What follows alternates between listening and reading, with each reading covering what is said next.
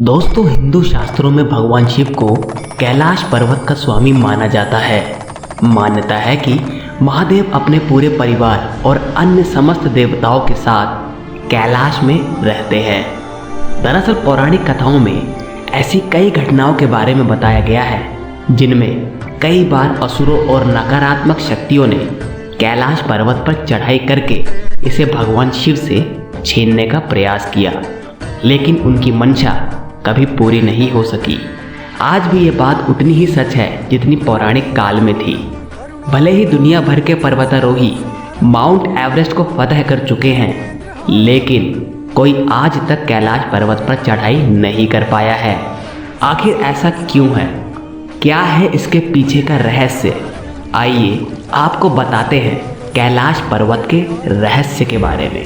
हिंदू धर्म में कैलाश पर्वत का बहुत महत्व है क्योंकि यह भगवान शिव का निवास स्थान माना जाता है। लेकिन इसमें सोचने वाली बात यह है कि दुनिया की सबसे ऊंची चोटी माउंट एवरेस्ट को अभी तक 7000 से ज़्यादा लोग फतह कर चुके हैं, जिसकी ऊंचाई 8848 मीटर है। लेकिन कैलाश पर्वत पर आज तक कोई नहीं चढ़ पाया है, जबकि इसकी ऊंचाई एवरेस्ट से लगभग 2000 मीटर कम यानी 6638 मीटर ही है। यह अब तक सबके लिए रहस्य ही बना हुआ है। कैलाश पर्वत के बारे में अक्सर ऐसी बातें सुनने में आती हैं। कई पर्वतारोहियों ने इस पर चढ़ने की कोशिश की, लेकिन इस पर्वत पर रहना असंभव था क्योंकि वहाँ शरीर के बाल और नाखून तेजी से बढ़ने लगते हैं। इसके अलावा कैलाश पर्वत बहुत ही ज़्यादा रेडियो एक्टिव भी है। कैलाश पर्वत पर कभी किसी के नहीं चढ़ पाने के पीछे कई कहानियाँ भी प्रचलित हैं। कुछ लोगों का मानना है कि कैलाश पर्वत पर भगवान शिव अपने परिवार के साथ रहते हैं और इसीलिए कोई जीवित इंसान वहां ऊपर नहीं पहुंच सकता। मरने के बाद या जिसने कभी कोई पाप ना किया हो, केवल वही कैलाश फतह कर सकता है। ऐसा भी माना जाता है कि कैलाश पर्वत पर थोड़ा सा ऊपर चढ़ते ही व्यक्ति दिशाहीन हो जाता है। बिना दिशा के चढ़ाई करना मतलब मौत को दावत देना है। इसीलिए कोई भी इंसान आज तक कैलाश पर्वत पर नहीं चढ़ पाया है। सन 1999 में रूस के वैज्ञानिकों की टीम 1 महीने तक कैलाश पर्वत के नीचे रही और इसके आकार के बारे में शोध करती रही।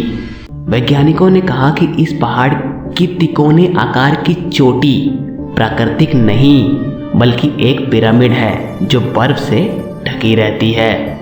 यही कारण है कि माउंट कैलाश को शिव पिरामिड के नाम से भी जाना जाता है।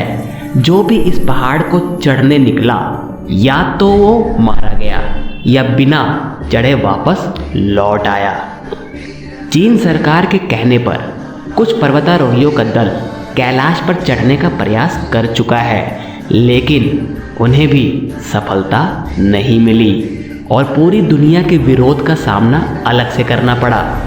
हारकर चीनी सरकार को इस पर चढ़ाई करने से रोक लगानी पड़ी।